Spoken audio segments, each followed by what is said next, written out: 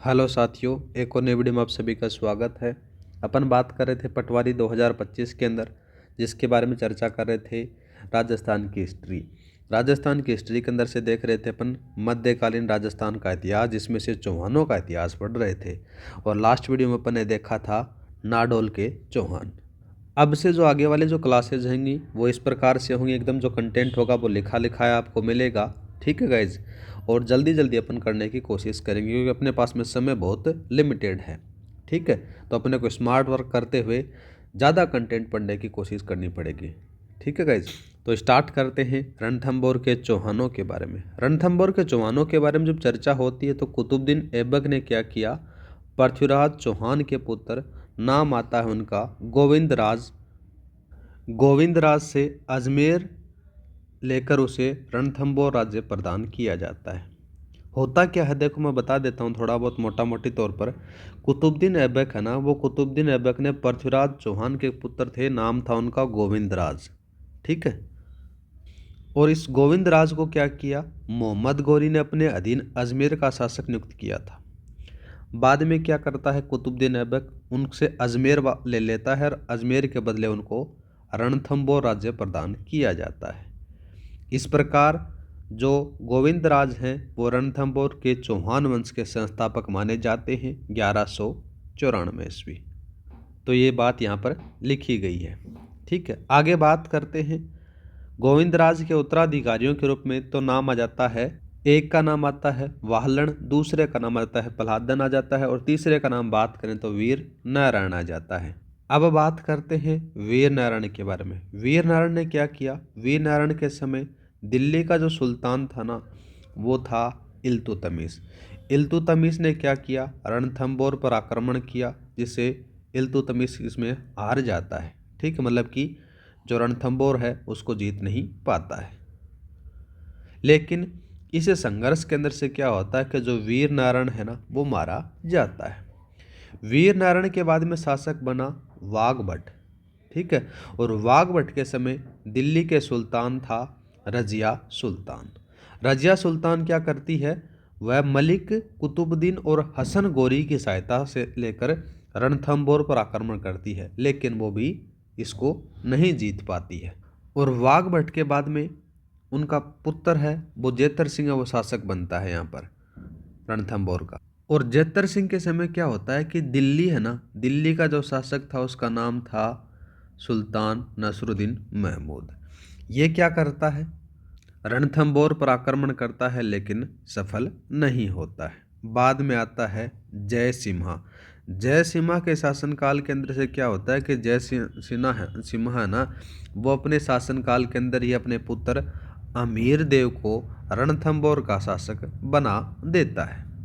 रणथंभौर के अंदर से, रणथंभौर चौहानों के अंदर से सबसे ज़्यादा इम्पोर्टेंट है कौन आ जाता है, अमीर देव आ जाता है। और अमीर देव को ही आपको पढ़ना है।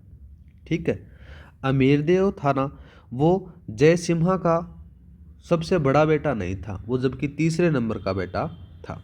ठीक है, अब बात करते हैं अमीर देव के बारे में। अमीर देव का जो शासनकाल चलता है वो 1282 से लेकर 1301 तक चलता है, ये याद रखना।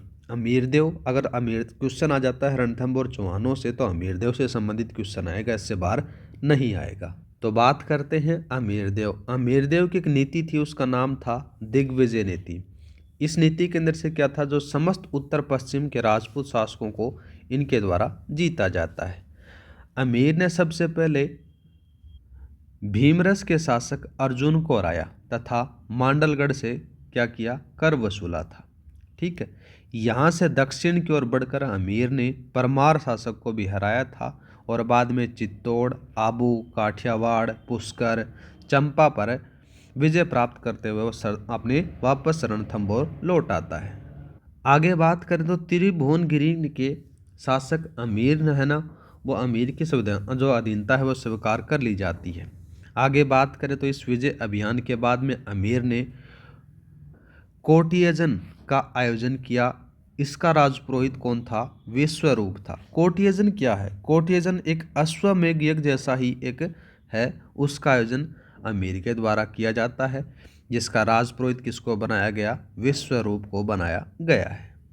अब अमीर के समय है ना, दिल्ली का जो शासक था उसका नाम था सुल्तान जलालुद्दीन खिलजी।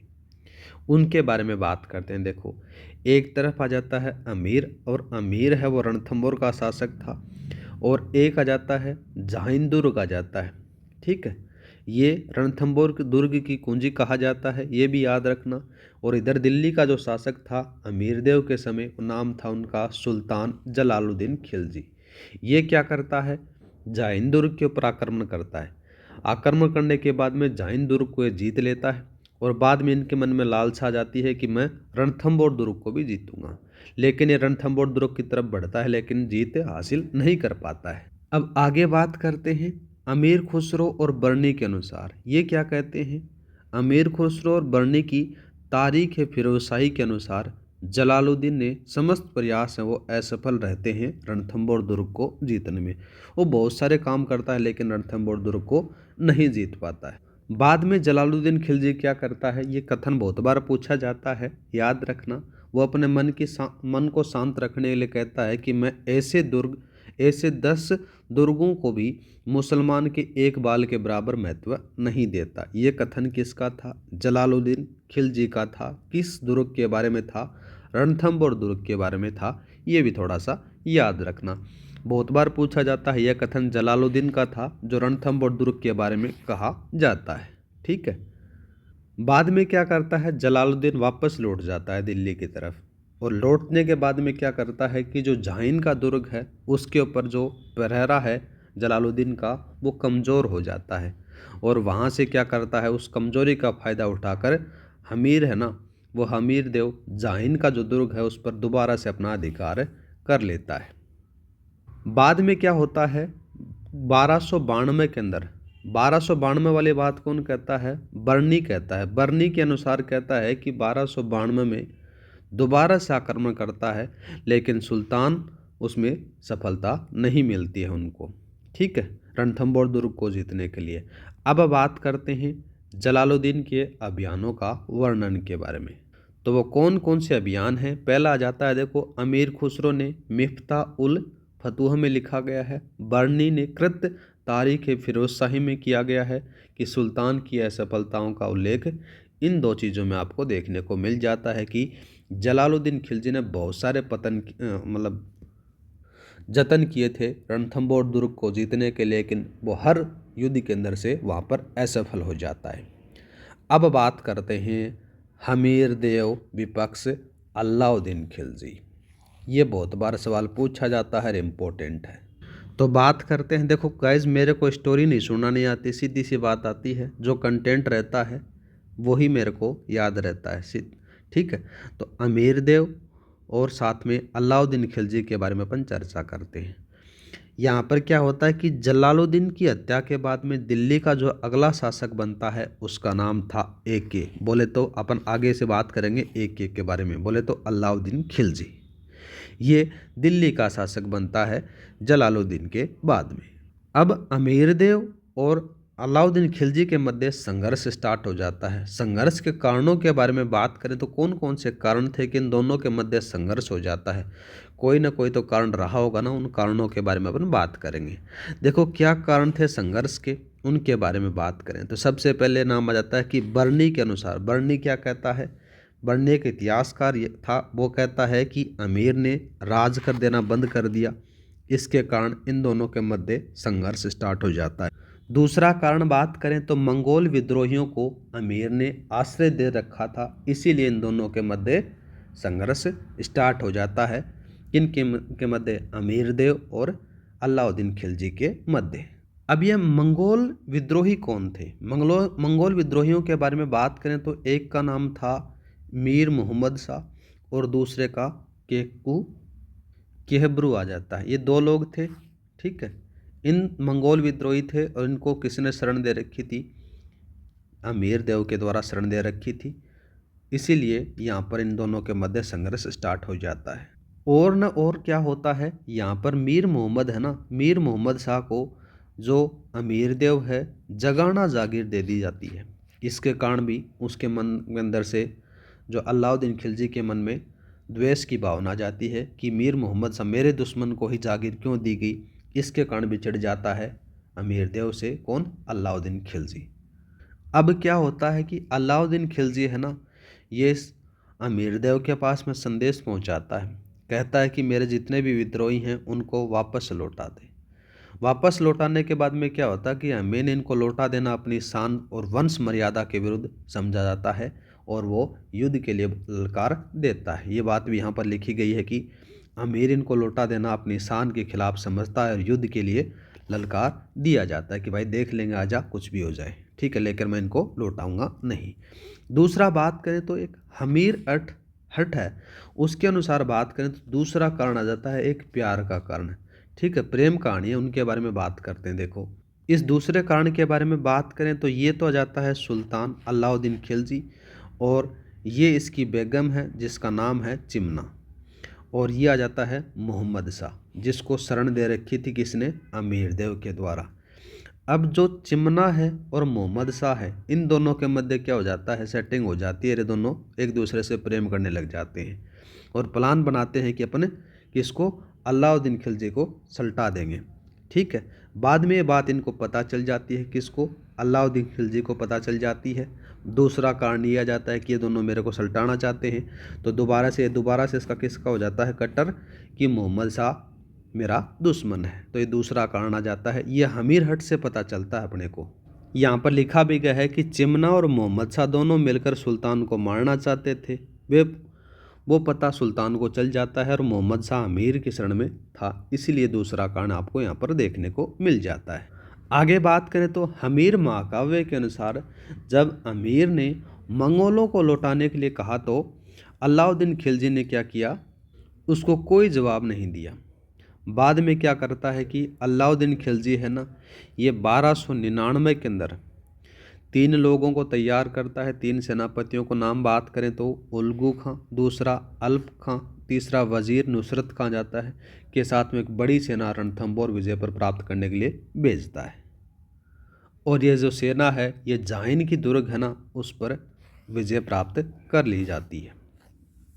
अब आगे बात करें तो जो देखो यहाँ पर लिखा गया है कि हमीर काव्य में लिखा गया है कि इस समय है ना अमीर क्या था, कोट यज्ञ समाप्त कर मुनि व्रत में क्या था, व्यस्त था।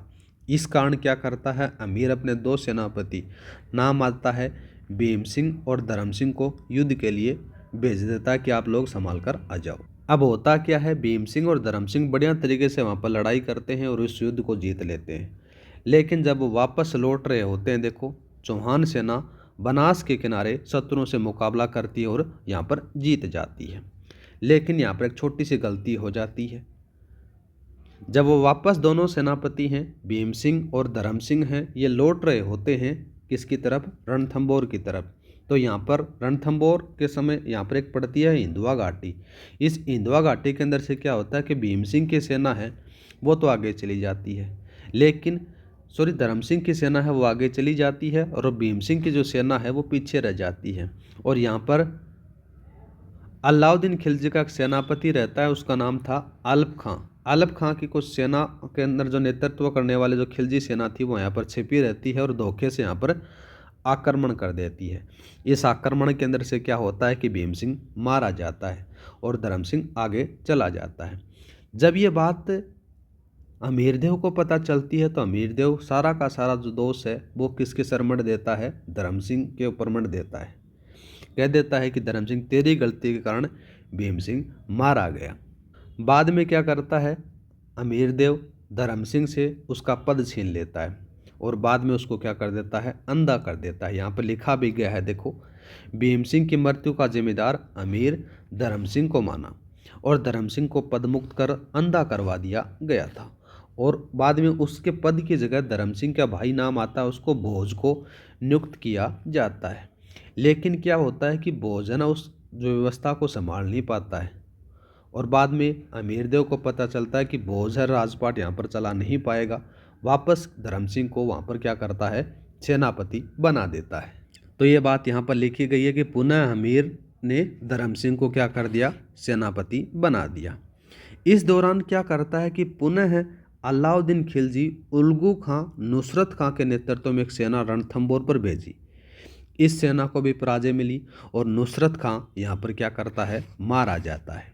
ठीक है, दोबारा से क्या करता है कि अलाउद्दीन खिलजी एक और बड़ी सेना तैयार करता है और रणथंबोर को घेर लेता है, पर सफलता उसको अब की बार भी नहीं मिलती है। आगे बात करें तो अमीर खुसरो ने अपनी रचना के अंदर से, उस रचना का नाम आ जाता है खजाइन उल फतूह। बहुत बार पूछी जाती है रचना, इंपॉर्टेंट है तो याद रखना। इस घटना के अंदर से बात बताई जाती है कि देखो वो 3 तोप लेकर जाता है। उन तीनों तोपों का नाम बात करें तो पहले का नाम आ जाता है, क्या आएगा, पासोब। ठीक है, इसको थोड़ा सा चेंज कर लेना, पासोब है वो, क्या जाता है, पासोब। दूसरे का बात करें तो मगरबी आ जाता है और तीसरी आ जाती है, ये आ जाती है। 3 तोप हैं, इन तीनों तोपों का प्रयोग करता है, लेकिन फिर भी उसको रणथंबोर दुर्ग के ऊपर विजय प्राप्त नहीं होती है।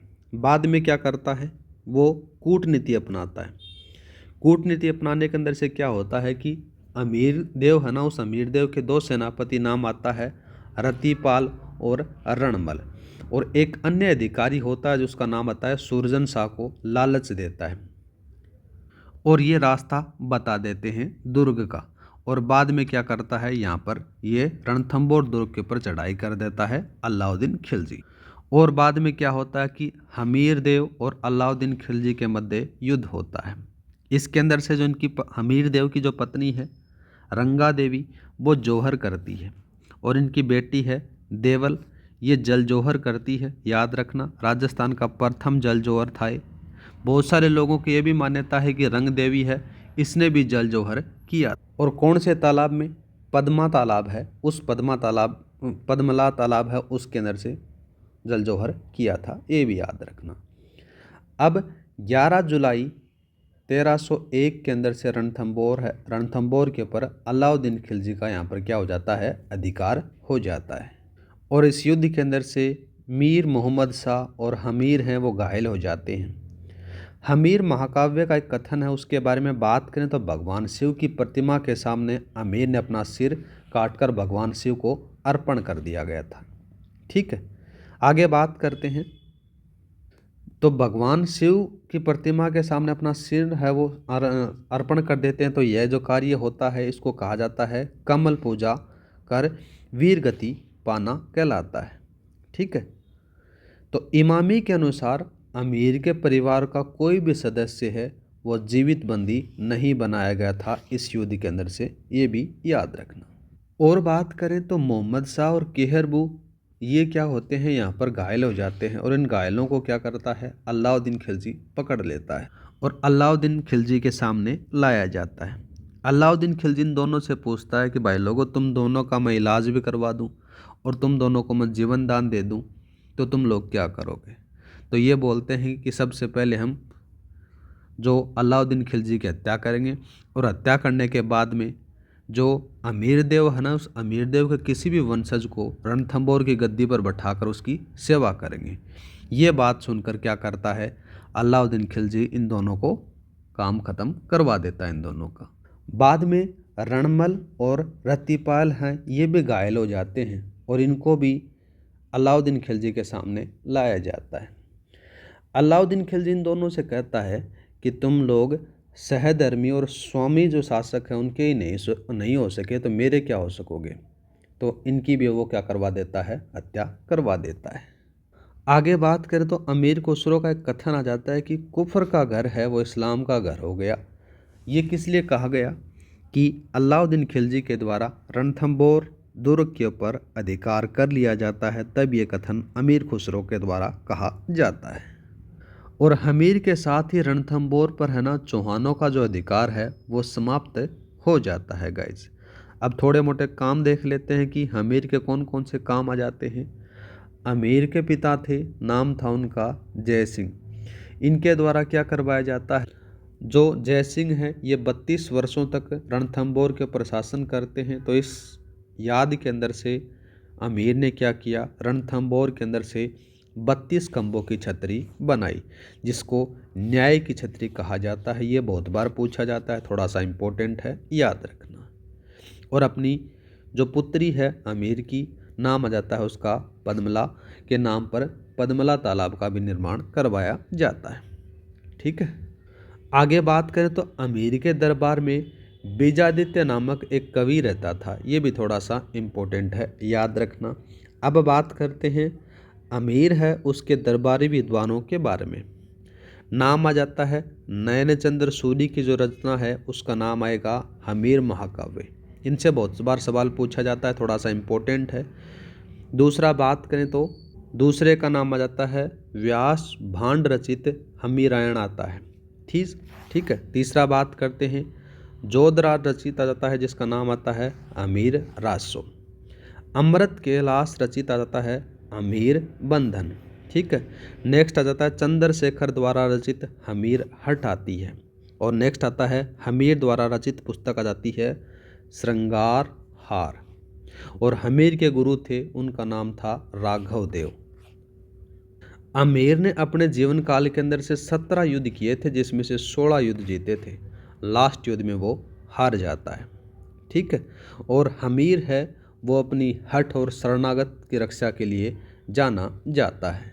और इसी के साथ में आपका जो रणथंभौर के चौहानों का जो टॉपिक है वो यहाँ पर कंप्लीट हो जाता है गाइज। आज के लिए इतना ही, मिलते हैं नेक्स्ट वीडियो में। नेक्स्ट वीडियो में अपन चर्चा करेंगे जालौर के चौहानों के बारे में। आज के लिए इतना ही। जय हिंद जय भारत। क्लास की पीडीएफ फाइल आपको टेलीग्राम पर मिल जाएगी। टेलीग्राम का लिंक डिस्क्रिप्शन में दे रखा है, वहाँ पर जाकर आप डाउनलोड कर सकते हो। हर क्लास की पीडीएफ फाइल वहाँ पर उपलब्ध करवा दी जाती है।